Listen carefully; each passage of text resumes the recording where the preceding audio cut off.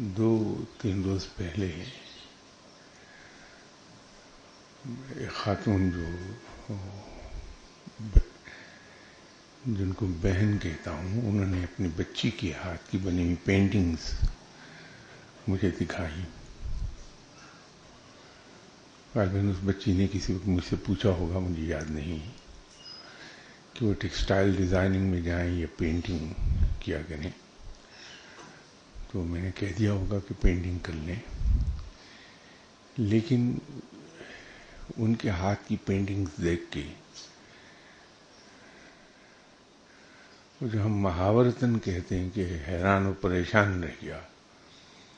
اگرچہ یہ ترکیب بڑی ٹیڑھی سی ہے کہ ایک آدمی بیک وقت حیران بھی ہو اور پریشان بھی ہو، لیکن اس محاورے کا ترجمہ اس دن سمجھ میں آیا جب پینٹنگز اس کے ہاتھ کی بنی ہوئی دیکھی. اس بچی نے بہت ہی نازک اور دشوار کام کو پکڑا ہے. مولانا روم کی ورسز کو اس نے پینٹنگز میں ڈھالا ہے.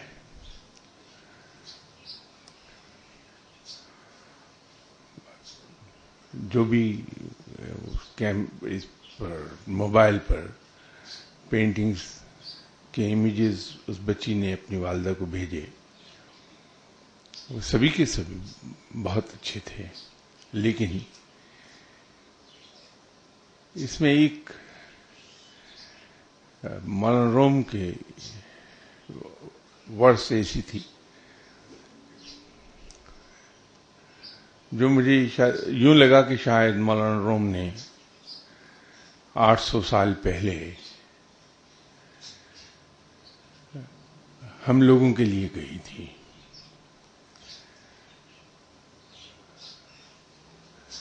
اس بچی نے اس ورڈز کو انگریزی میں ترجمہ کر کے پینٹنگ کے درمیان میں واٹر مارک کے طور پر لکھا ہوا ہے اسے. The moon cannot shine if it avoids nights.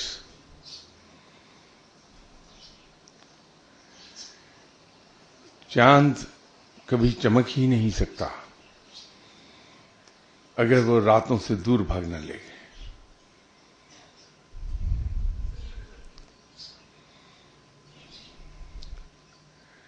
ہم لوگ somehow or the other زندگی میں اندھیری رات سے بڑی دور بھاگتے ہیں. زندگی میں پیش آنے والی مشکلات اور زندگی میں پیش آنے والی دشواریاں، رکاوٹیں، ان سے ہم بہت دور بھاگتے ہیں. حالانکہ اگر ہم ذرا غور کریں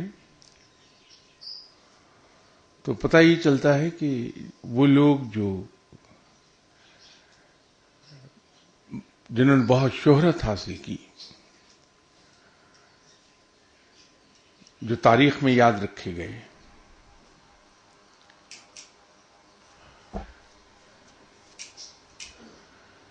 اور دنیا آج بھی انہیں یاد کرتی ہے، یہ وہ سبھی لوگ ہیں. ان سبھی کو زندگی میں بے پناہ دشواریوں کا سامنا کرنا پڑا ہے.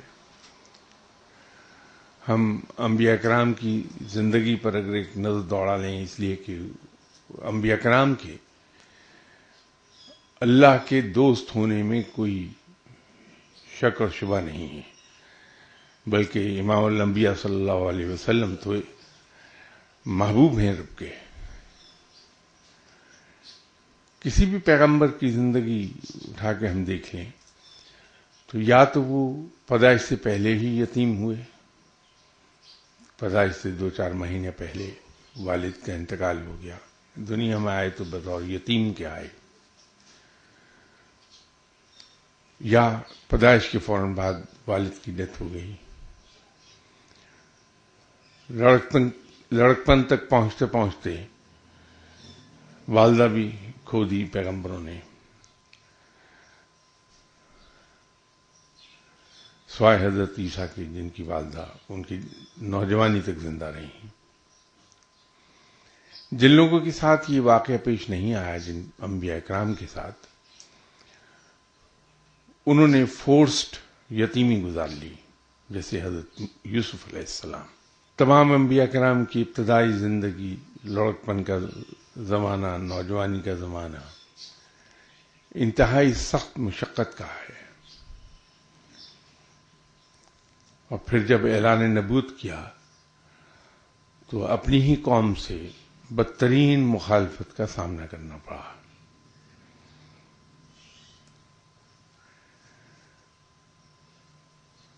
حضرت موسیٰ علیہ السلام کو اپنا ملک ہی چھوڑ کے جانا پڑ گیا، وجہ خواہ کچھ رہی ہو، لیکن اللہ تعالیٰ نے کچھ اس طرح کے حالات پیدا کر دیے کہ ان کے مکے سے آدمی مر گیا، انہیں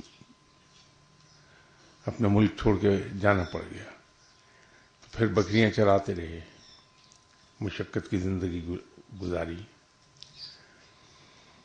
حضرت عیسیٰ علیہ السلام کو ان کی قوم نے کیا کیا اذیتیں دیں، کن مشکلات میں ڈالا۔ خود آپ صلی اللہ علیہ وسلم کی زندگی اعلان نبوت کے بعد کس قسم کی تھی؟ آپ 12 سال مکہ میں گزارے اعلان نبوت کے بعد،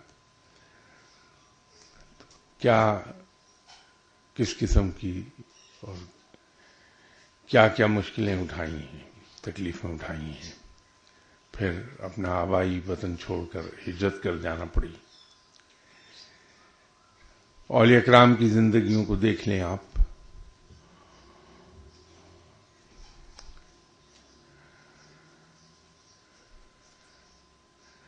میں نے یہاں شاید کسی وقت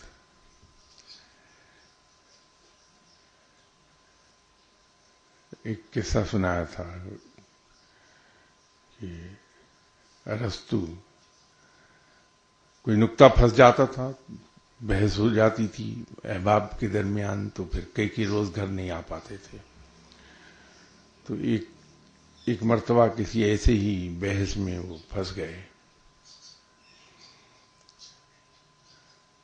2-3 دن کے بعد جب گھر آئے تو بیگم صاحبہ بہت برہم تھی۔ ان کے ایک شاگرد بھی ان کے ساتھ تھے، تو بیگم صاحبہ نے ان شاگرد کا بھی لحاظ نہیں کیا، تو ان کی موجودگی میں ہی ہسبینڈ پر بے پناہ گرجنے برسنے لگی۔ چونکہ قصور ان کا اپنا تھا اس لیے مسکراتے رہے، تو اس مسکراہٹ نے بیگم کو اور سیخپا کر دیا۔ تو غصے میں آ کے پاس پانی کی بھری ہوئی بالٹی تھی، وہ اپنے شوہر پہ دے ماری۔ تو شاگرد نے دیکھا کہ اتنا عظیم انسان اور اتنا بڑا دانشور، اس کی یہ درگت بن رہی، تو اس نے کہا کہ حضور یہ کیا؟ تو کہنے لگے کہ بادلوں کے اتنے گرجنے کے بعد برسنا لازمی تھا۔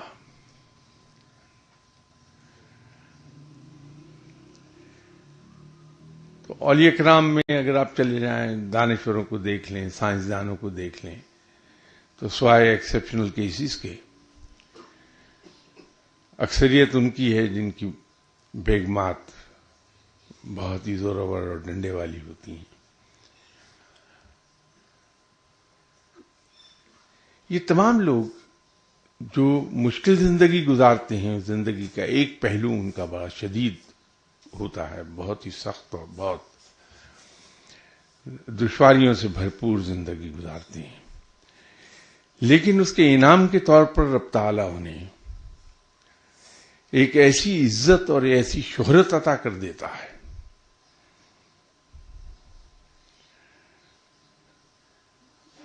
کہ دنیا انہیں صدیوں تک بھول نہیں پاتی۔ جتنے بھی ہمارے یہاں سائنسدان گزرے ہیں جنہوں نے انسانیت کی خدمت کی اور بہت سی ڈسکوریز کی ہیں، ان کی زندگیاں بھی ایسی تھیں۔ جن کے لیے انہوں نے ایجادات کی، ڈسکوریز کی، خود انہوں نے ہی انہیں بڑا مشکل میں ڈال رکھا، مخالفتیں ہوتی رہیں، جیل بھی بھیج دیے گئے، لیکن انعام کیا ملا؟ ایک ایسی عزت اور ایسی شہرت جو کئی صدیوں کے بعد بھی گہناتی نہیں ہے۔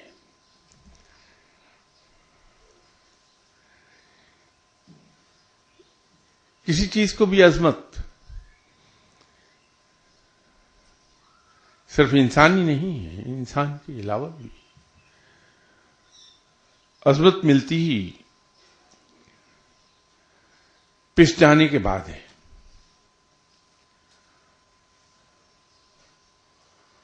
سب سے حقیر ترین چیز ہمارے نزدیک مٹی ہے۔ یہ تمام مخلوق کے پاؤں میں روندی جاتی ہے، ساری مخلوق اس مٹی پر چلتی ہے، پاؤں کے نیچے روندتی ہے اس مٹی کو، لیکن رب تعالیٰ اس مٹی کو کیا عزت بخشتا ہے کہ اس کے اندر سے سونا بھی نکلتا ہے،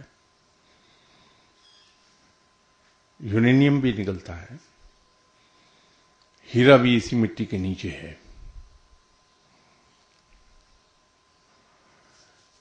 اور انسان جیسی عظیم چیز جس کو فرشتوں نے سجدہ کیا ہے، اس کی روح جب اس کے جسم کو چھوڑ دیتی ہے تو اسی مٹی میں چلا جاتا ہے۔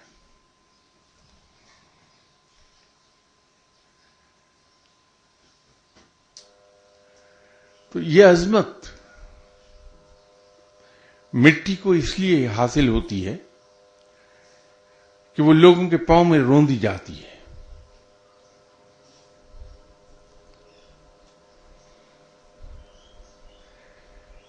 شیطان بھی اس ایک باریک سے نقطے کو سمجھ نہیں سکا تھا، باوجود اپنے علم کے، باوجود اپنی عبادات کے، وہ دھوکہ کھا گیا۔ مٹی کے اس پتلے کو اس نے مٹی ہی سمجھا، مٹی کے اس پتلے کے اندر عظمت کو وہ دیکھ نہیں پایا۔ نتیجہ یہ ہوا کہ سجدہ کرنے کے حکم سے ستابی کر گیا۔ اگر اس مٹی کے اندر چھپی ہوئی اس عظمت کو وہ دیکھ لیتا تو شاید وہ راندہ درگاہ نہ ہوتا کہ وہ رب کے اس حکم کی تعمیل کر لیتا، سجدہ کرنے کی۔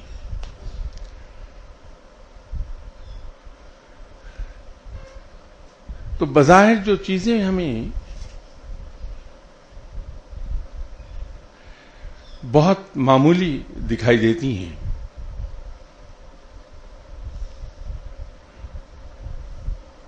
وہ معمولی ہو کر ہی تو عظمت پاتی ہیں۔ جیسے میں نے یہاں عرض کیا تھا کہ پانی کو سورج کی گرمی اور تپش ملتی ہے، اور وہ اتنی حدت ہوتی ہے کہ پانی بخارات بن کر اڑ جاتا ہے اور بلندی پہ چلا جاتا ہے، ایسی بلندی کہ ہوا کے دوش پر تیرتا پھرتا ہے وہی پانی۔ پھر رب تعالیٰ اس کو وہ عظمت بھی بخشتا ہے کہ وہ سوکھی زمین پر برستا ہے، اسے ہرا بھرا کر دیتا ہے، کھیتوں پر برستا ہے تو وہ کھیت کھلیان میں تبدیل ہو جاتے ہیں۔ یہ عظمت ہے۔ تو جو انسان بھی زندگی کی اندھیری راتوں سے نہیں گھبرایا،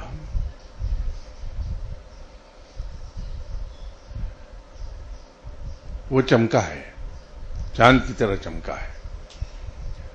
اور چاند کی روشنی یاد رکھیے ہمیشہ ٹھنڈی اور فرحت بخش ہوتی ہے، اس میں تپش نہیں ہوتی،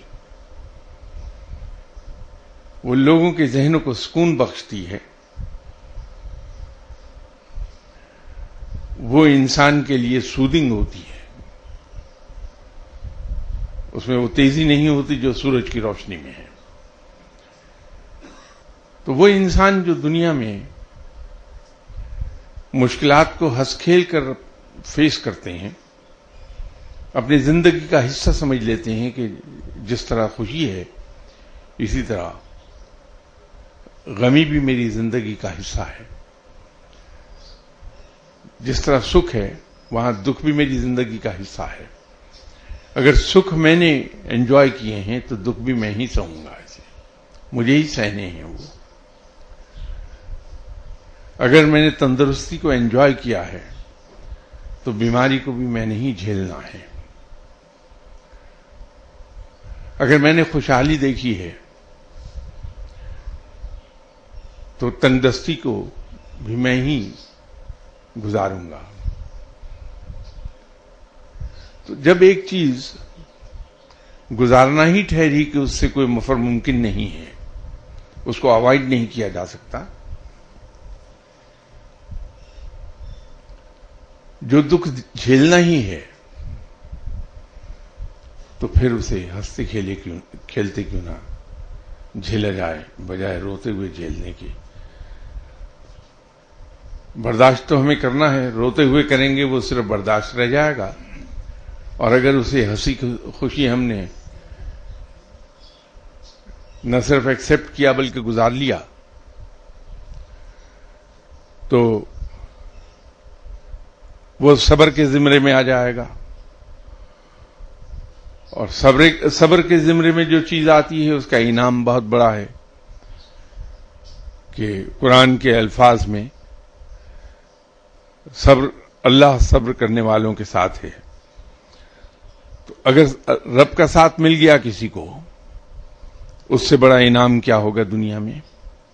پھر شکر گزاری کا بھی ایک ایسا انداز ہے،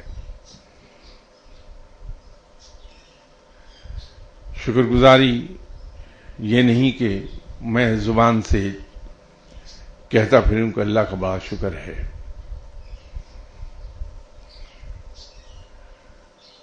اور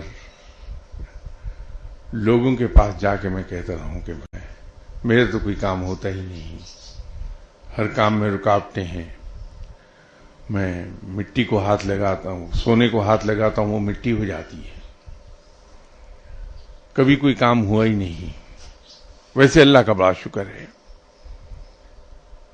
تو یہ شکر نہیں شکوہ ہے۔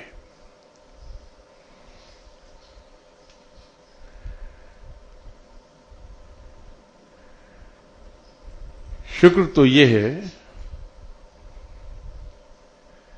کہ انسان اس مشکل کو بھی یہ سمجھ کے اٹھا لے کہ یہ میرے رب کی عطا کردہ ہے، بالکل اسی طرح جیسے پیغمبر نے اپنے زخم سے گرتے ہوئے کیڑے اٹھا لیے تھے کہ یہ کیڑے بھی میرے رب کے عطا کردہ ہیں، یہ کیوں ضائع ہوں، تو اس کا انعام بڑا ہے۔ کسی صاحب نے پوچھا ہے آسٹریلین طوطوں کو پنجرے میں رکھنا مناسب ہے یا نہیں، کیونکہ یہ ایک آزاد جاندار ہے۔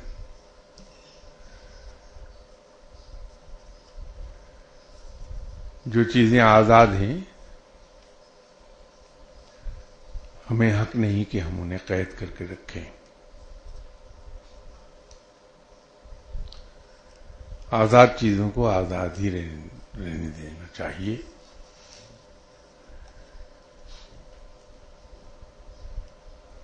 کچھ لوگ انہیں پالتے ہیں، تو اگر انہیں پالا ہے تو پھر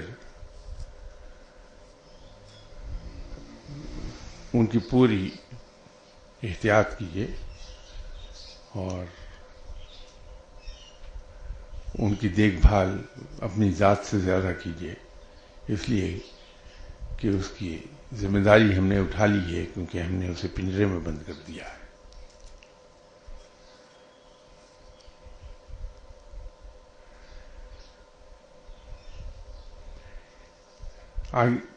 اگلا انہی صاحب نے اپنا ایک خواب بتایا ہے میں اکثر صاحبان جو خواب لکھ کر دے دیتے ہیں، میں ایک چیز عرض کیا کرتا ہوں، خواب کی تعبیر اس طرح سے نہیں بتائی جا سکتی.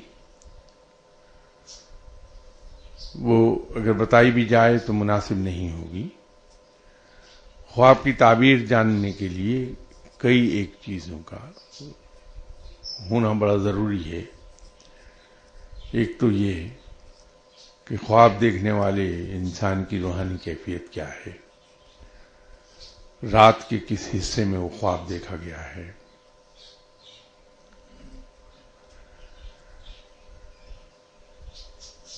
تو جب تک کہ بنیادی انفارمیشن انسان کے پاس نہ ہو، خواب کی تعبیر بتانا مناسب نہیں ہوگا. اور ایک چیز میں اکثر و بیشتر عرض کرتا رہتا ہوں،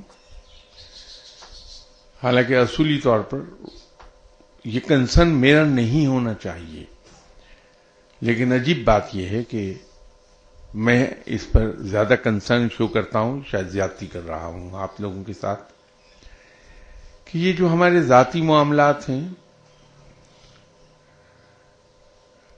ہمارے خواب ہیں، دعائیں ہیں، میں انہیں انسان کی پرسنل زندگی کا حصہ سمجھتا ہوں. انسان کی پرائیویسی ہے یہ، تو پبلکلی اس کا بیان کرنا میرے نزدیک زیادہ مناسب نہیں کہ کسی کی پرائیویسی کو میں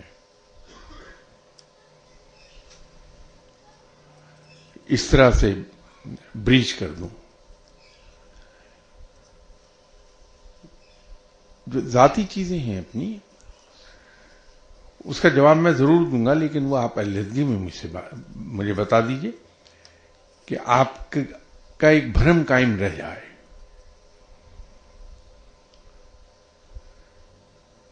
کیونکہ جو کچھ میں نے زندگی میں دیکھا وہ یہ ہے کہ ہر انسان کی عزت بہت قیمتی ہے. ہر انسان کا بھرم قائم رہنا چاہیے. رب تعالیٰ بھی ستار ہے، وہ ہمارے معاملات پر پردہ ڈال دیتا ہے، ہمارا بھرم قائم رکھتا ہے. آپ صلی اللہ علیہ وسلم بڑی سختی سے اس پر عمل فرماتے تھے کہ کسی بھی انسان کا کوئی ذاتی معاملہ پبلکلی بیان نہ کر دیں کہ جس سے اس کا بھرم قائم نہ رہ سکے. تو یہ سنت رب بھی ہے اور سنت رسول صلی اللہ علیہ وسلم بھی ہے. آپ ضرور ذاتی چیزیں مجھ سے پوچھ لیجئے، اگر میں بتا سکتا ہوں تو ضرور بتا دوں گا میں، لیکن علیحدگی میں پوچھ لیجئے. یہ خواب بھی، جن صاحب نے بھی یہ خواب پوچھا ہے مجھ سے دعا کے دوران ملنے، میں اس کی تعبیر انہیں بتا دوں گا.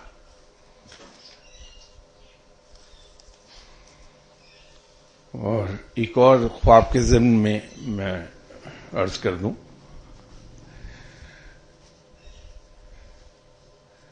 کہ جو قومیں عملی ہوتی ہیں، عمل پر یقین رکھتی ہیں، جیسے کہ رب تعالیٰ مسلمان سے توقع رکھتا ہے کہ مسلمان مجاہدوں کی طرح ہر وقت کمر کس کے عمل کے لیے تیار رہے گا، محنت کے لیے، جد و جہد کے لیے. نہ صرف تیار ہوتا ہے بلکہ وہ جد و جہد پوری کرتا ہے زندگی میں. وہ لوگ اس پہ یقین نہیں رکھتے کہ خواب مجھے کیا کہتے ہیں، وہ اس میں یقین رکھتے ہیں کہ خواب کو میں بدل ڈالوں گا. اس وقت بدقسمتی سے اس بادشاہ کا نام میرے ذہن سے نکل گیا کہ کسی جوتشی سے اس نے فتح کے بارے میں پوچھا تھا، تو اس نے ہاتھ دیکھ کر یہ کہا کہ حضور آپ کے ہاتھ میں فتح کی لکیر نہیں ہے. اس بادشاہ نے اپنے ہاتھ اس کے ہاتھوں میں سے کھینچا، واپس خنجر نکالا اور اس سے ہتھیلی پر ایک لکیر کھینچ دی اس کی نوک سے، اور اس نے کہا کہ اب دیکھو یہ لکیر کھنچ گئی ہے فتح کی، تو اگر یہ لکیریں میری فتح اور شکست کا فیصلہ کرتی ہیں تو لکیر میں نے خود بنا دی۔ مسلمان لکیروں کا محتاج نہیں ہے، مسلمان خوابوں کا محتاج نہیں ہے۔ مسلمان اپنی عملی جدوجہد سے اور رب پر بھروسے سے خود لکیریں تخلیق کرتا ہے۔ مسلمان ستاروں کی چال کا محتاج نہیں ہے، ستارے اسے کنٹرول نہیں کرتے، بلکہ مسلمان رب تعالیٰ کی بتائی ہوئی راہ پر چل کر اس مقام پر چلا جاتا ہے کہ ایک انگلی کے اشارے سے ستاروں کی چال بدل دیتا ہے۔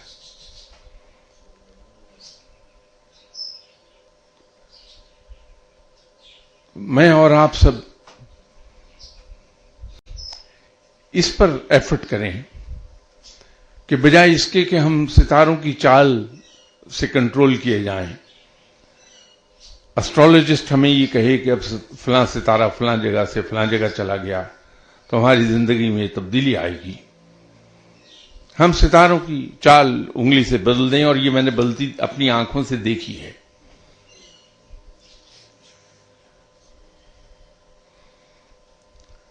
ایک صاحب میرے مرشد صاحب کے پاس میرے ہی ذریعے سے گئے تھے، مرشد صاحب انہیں علم حساب کتاب یہ ستاروں کا دیتے تھے۔ وہ جب سیکھ گئے وہ علم تو وہ یہ اندازہ نہیں کر سکے کہ میرے مرشد مجھ سے کس قدر پیار کرتے ہیں دل میں، کیونکہ بظاہر تو مرشد صاحب بہت ڈانٹ ڈپٹ کرتے رہتے تھے۔ تو انہوں نے میرے مرشد صاحب کی موجودگی میں مجھ سے کہا کہ شاہ صاحب جتنا کمانا ہے ابھی کما لیجئے، اگلے 2 سال کے بعد یہ سب ختم ہو جائے گا۔ تو میں تو اپنی حسب عادت مسکرا کے خاموش ہو گیا، لیکن مرشد صاحب شدید غصے میں آ کے انہیں کہنے لگے کہ یہ کیسے کہہ سکتے ہو تم؟ میں کہا حضور آپ ہی کا سکھایا ہوا علم ہے، یہ دیکھیے یہ حساب کتاب ہے اور یہ جواب آتا ہے، اس کی روح سے یہ ہے۔ تو فرمانے لگے کہ ہاں حساب تو تمہارا درست ہے، لیکن ایک بات بھول رہے ہو کہ دنیا میں ایسے لوگ بھی ہیں جو ستاروں کی چال کو انگلی سے بدل دیتے ہیں۔ اس کے بعد ہاتھ اوپر کو اٹھایا، انگلی سے اشارہ کیا اور کہنے لگے بدل دے بھی راستہ اپنا، اور اس کے بعد کہا کہ اب حساب کرو کیا ہے۔ تو اس بندے کے پسینے چھوٹ گئے، تو کہنے لگے جی یہ تو سارا بدل گیا حساب۔ تو کہنے لگے آئندہ اس کو کبھی نہ کہنا کہ ستارے یہ کہتے ہیں۔ تو اللہ کے ایسے بندے ہیں، تو بجائے اس کے کہ ہم ایسا بندہ بنے جس کو ستارے کنٹرول کر رہے ہوں ہماری دانش میں، جبکہ ایسا ہے نہیں، ہم اللہ کے وہ بندے کیوں نہ بنے جو انگلی سے ستاروں کی چال بدل دیں اپنی مرضی کے مطابق۔ اب وہ ایک ہی صورت میں ہوگا، اور وہ ہے محنت، اور اس کے ساتھ دوسری چیزیں۔ یہ ایک سوال اور ہے کسی صاحب کا کہ آنسو قرب رب کا سب سے قوی ذریعہ ہیں۔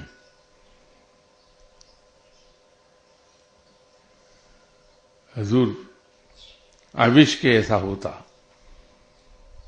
تو میں تو آنکھوں کے ارد گرد گلیسرین لگا کے آنسو بہاتا رہتا کہ شاید اسی طرح قرب الہی حاصل ہو جائے۔ آنسو وہ ویلیویبل ہیں رب کے نزدیک جو اس کی محبت میں آنکھوں سے گرنے لگے، وہ آنسو ویلیویبل ہیں جو آپ صلی اللہ علیہ وسلم کی محبت میں آنکھوں سے از خود بہنے لگے۔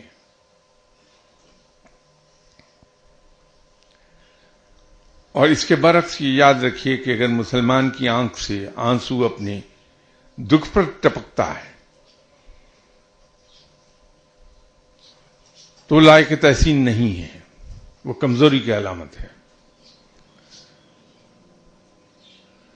مسلمان مصائب سے نہیں گھبراتا، وہ اپنے رب پر بھروسہ کرتا ہے۔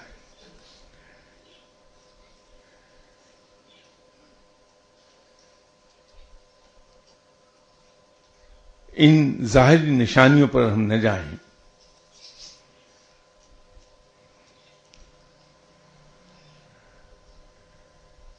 رب ان چیزوں کو نہیں دیکھتا ہے. رب تعالیٰ تو دل کو دیکھتا ہے کہ ہمارے دل میں کیا ہے، جذبہ کیا ہے ہمارا. اس جذبہ کو اگر میں صادق بنا گیا تو رب میرا ہے. وہ جذبہ پیدا ہونا چاہیے ہمارے دل میں. یہ کسی صاحب نے سوال پوچھا کہ ہم سر بحیثیت مسلمان کیسے رہ سکتے ہیں جبکہ ہم جب عبادات کی طرف آتے ہیں تو مسالک میں بٹ جاتے ہیں، سنی شیعہ اور دیوبندی وغیرہ وغیرہ، اور پھر خود کو ہی صحیح سمجھتے ہیں، باقی کو غلط اور دوسروں کو اپنی طرف لانے کی ترغیب کرتے ہیں.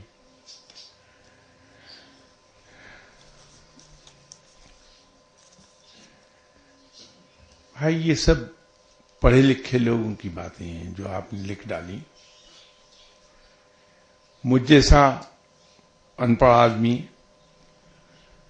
جس کی نہ بنیادی تعلیم ہے، نہ مطالعہ ہے، نہ کوئی عقل و دانش کے پاس، میں تو یہ سمجھتا ہوں کہ میرا محفوظ ترین راستہ ایک ہی ہے کہ میں خاموشی سے آپ صلی اللہ علیہ وسلم کی سنت پر عمل کرتا چلا جاؤں.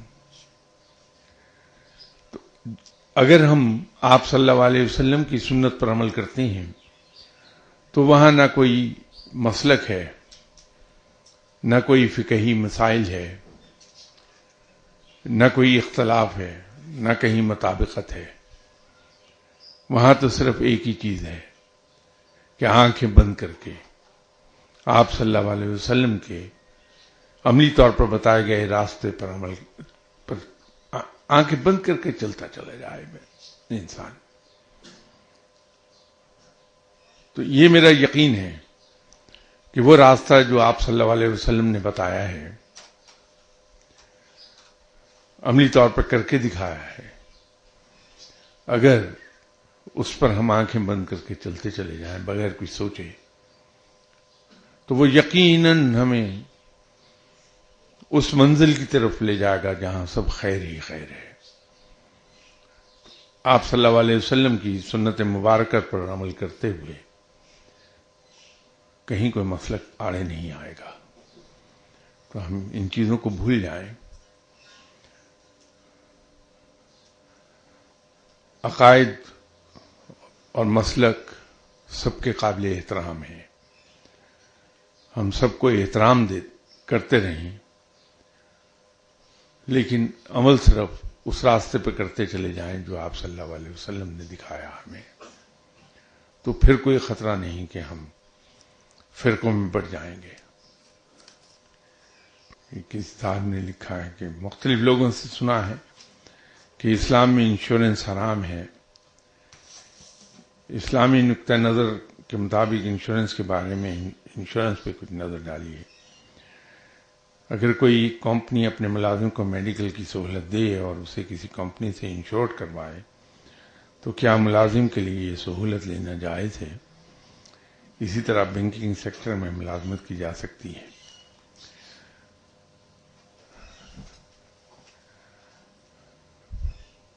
میں اس سے پہلے بارہا ایک بات کہہ چکا کہ میں مفتی نہیں ہوں اور نہ میں فتویٰ دینے کا اہل. دوسری اس کے اندر ایک چیز یاد رکھیے کہ الحمدللہ پاکستان اسلامی ملک ہے اور سرکاری طور پر اس کا ڈیکلیئرڈ مذہب اسلام ہے، حکومت بھی اسلامی ہے. اس حکومت نے، میں موجودہ حکومت کی بات نہیں کر رہا، میں حکومت پاکستان کی بات کر رہا ہوں 1947 سے آن ورلڈ. اسلامی حکومت نے ایک نظریاتی کونسل، اسلامی نظریاتی کونسل قائم کی ہوئی ہے جو ایسے تمام نکات پر غور و فکر کر کے اس پر فتوے دیتی ہے، اور اس میں بہت جید اور مستند قسم کے علماء ہیں. تو وہ تمام چیزیں جن پر فتوی آ چکے ان کو ہم بار بار نہ چھیڑیں، کیونکہ ان کا فیصلہ ہو چکا، اس سے اختلاف پھیلتا ہے پبلک میں. بہت سادہ سمپل جواب آپ کو مل جائے گا. آپ وہ تمام اس قسم کے مسائل ان کو اسلامی نظریاتی کونسل کے فتووں کے اور فیصلوں کے نتیجے کی روشنی میں دیکھ لیجئے. اس کی تمام تر ذمہ داری حکومت پر آ جائے گی اگر وہ غلط ہوا خدا نخواستہ کسی وجہ سے. میں یہ نہیں کہہ رہا غلط ہے، میں یہ کہہ رہا ہوں کہ اگر ہو جائے غلطی تو اس کی ذمہ داری پھر حکومت پر آئے گی، کیونکہ اس نے اپنے ذمہ لیا ہوا ہے. تو آپ انشورنس کے ضمن میں اور بینک کی ملازمت کے ضمن میں اسلامی نظریاتی کونسل کے فیصلوں کو دیکھ لیں، آنکھیں بند کر کے اس پہ عمل کر لیں، کیونکہ تمام تر ذمہ داری حکومت پاکستان کی ہے جس نے وہ نظریاتی کونسل اسی مقصد کے لیے قائم کی ہے. ہم نے سوال پوچھا ہے کہ اللہ تعالیٰ اولیاء کرام کو یہ مقام عطا فرماتا ہے کہ وہ ایک وقت میں ایک سے زائد جگہوں پر موجود ہو سکتے ہیں. کیا یہ مقام اس شخص کو بھی حاصل ہو سکتا ہے جو محض عامل ہو؟ اور یہ بھی پوچھنا چاہتا ہوں کہ کیا ایک غیر مسلم شخص اپنی ریاضت اور محنت کے سبب یہ مقام حاصل کر سکتا ہے؟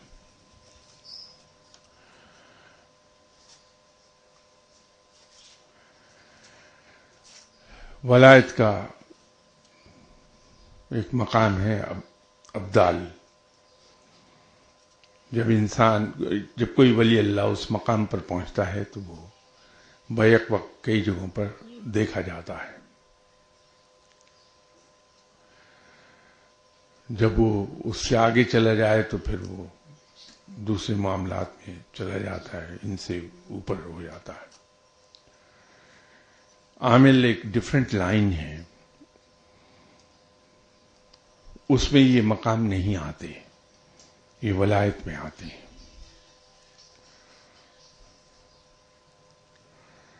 جہاں تک غیر مسلم شخص کی بات ہے، قرآن میں کلیئرلی لکھا ہے، ہاں اہل کتاب میں کچھ صاحب علم لوگ ہوتی ہیں.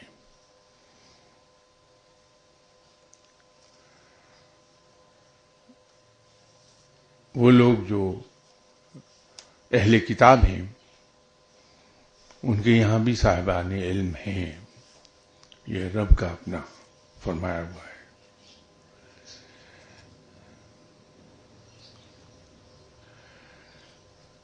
یہ عرض کر دینے کے بعد میں آپ سے ایک گزارش اپنی طرف سے کر دوں. یہ تو آپ کے سوال کا جواب تھا.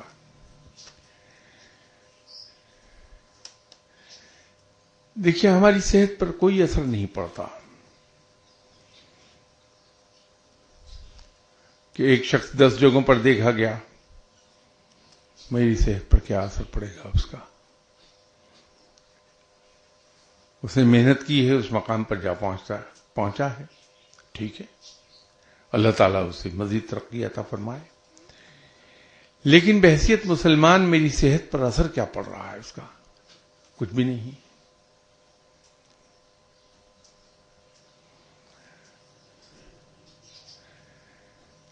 اگر کوئی اہل کتاب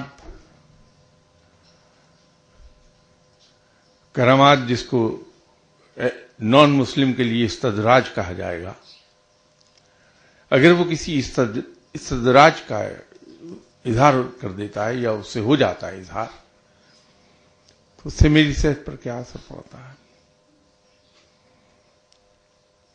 مجھے تو اپنے اعمال کے لیے جواب دہ خود ہونا ہے. دنیا کا بڑے سے بڑا ولی اللہ مجھے جواب دہی سے بچا نہیں پائے گا اگر میرے اعمال درست نہیں ہیں. تو میں کسی کی کرامات دیکھ دیکھ کے خوش ہوتا رہوں اور اعمال میرے ویسی ہوں جیسے اب ہیں، تو میں جواب دہی سے تو نہیں بچ سکوں گا. اور کسی بھی صاحب علم سے اگر میں ملوں تو اس کی کرامات مجھے فائدہ نہیں دے سکتی ہیں، اس کا علم البتہ مجھے فائدہ دے سکتا ہے. تو میں کسی کے کرامات دیکھ کر اس کی طرف رجوع نہ کروں، بلکہ میں اس کے علم کو دیکھ کر اس کی طرف رجوع کروں تاکہ اس کے علم سے مجھے فائدہ ملے اور میں سیدھی راہ پر چلنے لگوں.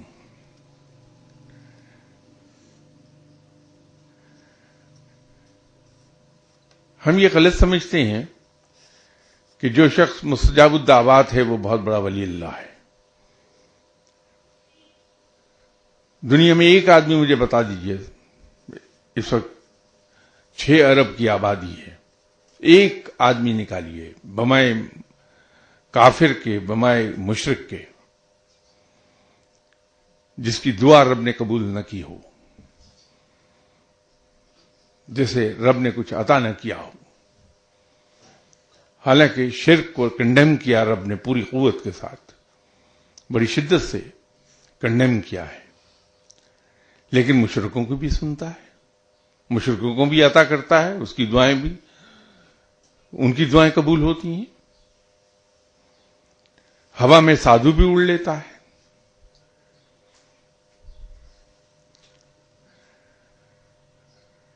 اس سے کیا فرق پڑتا ہے؟ ہاں، فرق پڑتا ہے جہاں انسان صاحب علم ہو جائے، اس کی ذات سے مجھے فائدہ ہو جائے گا کہ اگر میں اس کی صحبت میں بیٹھا تو مجھے علم سیکھنے کا موقع ملے گا. یہ اور بات ہے کہ دنیاوی خواہشات میری اتنی زیادہ ہو چکی ہیں کہ شاید میں یہ کہوں کہ علم لے کر میں نے کیا کرنا ہے، میرے کس کام کا ہے.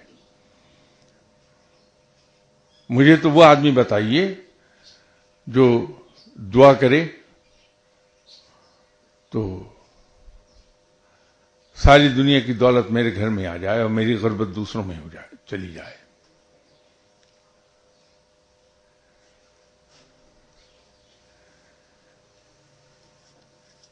ان قصوں میں ہم نہ پڑیں کہ کون کیا ہے، کہاں پر ہے. ہم یہ دیکھیں کہ اس سے کچھ علم ہمیں حاصل ہو سکتا ہے. میں نے ایک قصہ بیان کیا تھا کہ ایک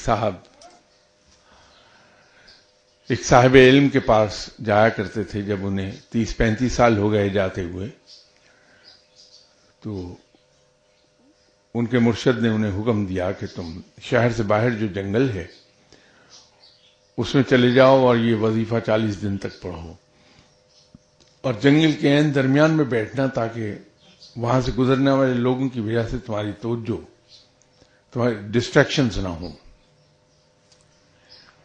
تو وہ مرشد کے حکم کے مطابق چلا گیا، اور مرشد جب یہ چل رہے تھے اجازت لینے آئے کہ میں جا رہا ہوں، تو مرشد صاحب نے کہا کہ جب وظیفہ مکمل کر لو گے اور تم اس ڈیرے کی طرف آنے لگو گے، جو ہی جنگل کے اینڈ پر کنارے پر پہنچو گے تو تمہیں ایک شخص دکھائی دے گا. وہ تمہیں روک کے پوچھے گا کہ تمہیں کیا چاہیے. وہ فرشتہ ہوگا بشکل انسان. تو تم اس سے کہنا کہ مجھے علم چاہیے. وہ جتنے بھی اصرار کرے، کچھ بھی تمہیں لالچ دے، تم اپنی بات پر ڈٹے رہنا کہ مجھے علم چاہیے. تو وہ شاگرد چلے گئے، جا کے جنگل میں انہوں نے چلہ کاٹ لیا. جتنا سامان لے جا سکتے تھے کھانے پینے کا لے گئے، جو ظاہر ہے کہ چند دن کے بعد ختم ہو گیا تھا. اب یہ فاقوں پر تھے، پانی ملا نہیں تھا پینے کو، زبان چمڑا بنی ہوئی تھی اور حلق میں کانٹے تھے، ہونٹ پھٹے ہوئے پیاس کی شدت سے. تو جب جنگل کے کونے پر پہنچے تو وہ آدمی مل گیا انہیں. تو اس نے اسی طرح پوچھا کہ تمہیں کیا چاہیے. تو انہوں نے کہا کہ مجھے علم دے دو. تو انہوں نے کہا پاگل ہوئے ذرا اپنا حلیہ دیکھو، کئی روز سے تم نے کھایا پیا کچھ نہیں ہے، تمہاری شکل کیا ہو گئی. تو علم لے کے کیا کرو گے، اس سے کیا حاصل ہوگا تمہیں. انہیں مرشد کی بات یاد تھی، یہ اپنی بات پر قائم رہے، تو وہ اصرار کرتا رہا یہ بات پر قائم رہے کہ مجھے علم ہی چاہیے. فائنلی اس نے کہا کہ ٹھیک ہے، تم مرنا چاہتے ہو تو مرتے رہو، یہ لو علم، کیونکہ مجھے حکم ہے کہ تم جو مانگو دے دوں، تو یہ علم لے لو تم. اب وہ یہ کہہ کے چلا گیا وہاں سے. یہ صاحب چل رہے تھے تو اس زمانے کے دستور کے مطابق شام ہو گئی. جو گاؤں آیا اس کے پہلے دروازے پر انہوں نے نوک کیا، تو کہا کہ میں مسافر ہوں، مجھے رات گزارنا ہے. تو ان صاحب نے کہا کہ ہاں، ہم نے گاؤں میں ایک مہمان خانہ کھول رکھا ہے مسافروں کے لیے، آ جائیے آپ. تو وہ مہمان خانے میں لے گیا، کھانا وانا کھلایا، پانی دیا. یہ رات کو عبادت کر رہا تھا یہ شخص، تو اسے رونے دھونے کی آوازیں آنے لگیں اور ساتھ لوگ پھرتے ہوئے ان کی چاپ سنائی دی. تو یہ اٹھا، دیکھا کہ ان لوگوں نے میرے ساتھ نیکی کی، میں دیکھوں یہ کیا ہے، یہاں کیا ہوا. تو دیکھا لوگ پھر رہے تھے، تو پوچھا کیا ہوا. انہوں نے کہا ہمارے سردار کا اکلوتا بیٹا بیمار تھا بہت عرصے سے، وہ جان کنی کے عالم میں ہے، اس وقت آخری سانس لے رہا ہے.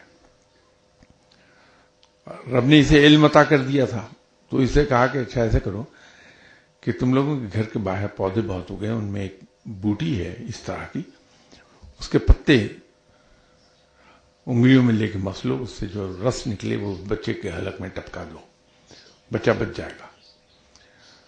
انہوں نے سردار سے کہا، تو سردار نے سوچا کہ بچہ تو ہاتھ سے جا ہی رہا ہے، تو ایز اے لاسٹ ریزورٹ یہ بھی کر دیکھتے ہیں. انہوں نے وہ پتے توڑے اس بوٹی کے اور اس کے حلق میں رس ڈال دیا اس کا. بچہ حیران کن طریقے پہ سنبھل گیا اور اس کے بعد ریکور ہوا. اگلے دن سردار نے کہا کہ آپ آئے تو تھے یہاں مسافر کی حیثیت سے، لیکن آپ نے میرے ساتھ نیکی کی ہے، اب آپ میرے ذاتی مہمان کی حیثیت سے یہیں رہیے ایک ہفتہ، اور پھر میں آپ کو جانے دوں گا. یہ رہنے لگے وہاں. اسی دوران ان کے مخالف قبیلے نے ان پر حملہ کر دیا، پورا قبیلہ لڑنے کے لیے چلا گیا. یہ اس مہمان خانے کی چھت پر چڑھ کر نظارہ کرنے لگا جنگ کا. تو اس کے علم نے اسے یہ بتایا کہ جن کا یہ مہمان ہے وہ پسپا ہو جائیں گے تھوڑی دیر میں. تو اس نے فوراً میسج بھیجا سردار کو کہ تم فلاں منور کرو، اس منور کے نتیجے میں دشمن مار کھا جائے گا. سردار نے وہ منور کر لی اور دشمن کو شکست ہو گئی. سردار واپس آیا، فتح کا جشن منایا جا رہا تھا. تو سردار نے کہا کہ بھائیو، یہ بیٹی کی زندگی اور یہ فتح میری عقل اور سمجھداری کا نتیجہ نہیں ہے، بلکہ یہ اس مہمان کے طفیل یہ سب کچھ ہوا ہے.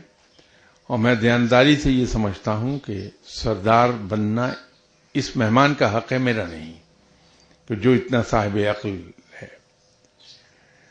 نتیجہ یہ ہوا کہ اس کو اس نے اپنا تاج اتار کر سر سے اس کے سر پہ رکھ دیا. تو اس وقت اسے اندازہ ہوا کہ اگر میں اس سے کوئی دنیاوی دولت مانگتا تو یہ سب نہ ملتا. میں نے اس سے علم مانگا تو علم بھی مل گیا اور دنیاوی دولت اور عزت بھی مل گئی. تو ہم جب ایسے بزرگوں سے ملے تو ہم یہ نہ دیکھیں کہ ان کی کرامات کیا ہیں، ان سے دعا ایکات کروا لی اور گھر چلے گئے. ہم ان سے علم لے لیں جو سدا آپ کے کام آتا رہے. یہ کرامات اور یہ استدراج اور اس قسم کی چیزیں بے معنی ہیں، ان کی کوئی حیثیت نہیں. انسان صرف رب کا شکریہ ادا تو کرتا ہے، اس کا شکر ادا کر رہا ہوتا ہے کہ تو نے بڑی مہربانی فرمائی کہ تو نے مجھے یہ کشف و کرامات عطا فرما دی، تیری بڑی مہربانی کہ تو نے اپنا علم مجھے عطا فرمایا. لیکن اہمیت نہیں دیتا ان کو، کیونکہ ان کی اہمیت ہے نہیں. ان کی اہمیت بس اتنی ہے جتنی کسی مداری کے کسی شعبدہ باز کے شعبدوں کی. یہ مردان حق جو ہیں وہ ان کشف و کرامات کو مداری کے شعبدوں سے زیادہ اہمیت نہیں دیتے. شکریہ ادا کرتے ہیں رب کے عنایات کا کہ اس نے یہ عطا کر دی، لیکن اسے اہمیت نہیں دیتے. اگر وہ اہمیت دیں تو وہ گمراہ ہوتے چلے جائیں کہ جس آدمی سے وہ ہاتھ ملائیں ان کا کشف جاری ہو اور اس انسان کی اصلیت اندر کی اس پر ظاہر ہو، تو وہ تو ہر ایک کو برا سمجھنے لگے. مردان حق تو پناہ مانگتے ہیں اللہ کی اس بات سے. اور اگر شیطان وہ بات ڈال بھی دے کہ جس سے تم ہاتھ ملا رہے ہو یہ تو بیٹھا ہوا باہر تمہیں بڑی موٹی موٹی گالیاں دے رہا تھا، تو لاحول پڑتے ہیں دل میں کہ میرا کیا کام ہے اس کو یہ جاننا کہ یہ مجھے گالی دے رہا تھا، اچھا کہہ رہا تھا، میرا تو اس سے واسطہ نہیں. میرے لیے تو یہ میرے رب کا ایک بندہ ہے جو میرے پاس آیا ہے، بس اس سے زیادہ کچھ نہیں. یہ میرے بارے میں کیا رائے رکھتا ہے، میرے خلاف کیا سازشیں کرتا ہے، یہ میرا ہیڈک نہیں ہے. مجھے ان باتوں سے دور رہنا ہے. تو مردان حق تو جن چیزوں کو ہم اہمیت دیتے ہیں ان کو وہ شعبدہ بازی کہتے ہیں کہ یہ تو مداری کی شعبدہ بازی جیسی چیزیں ہیں.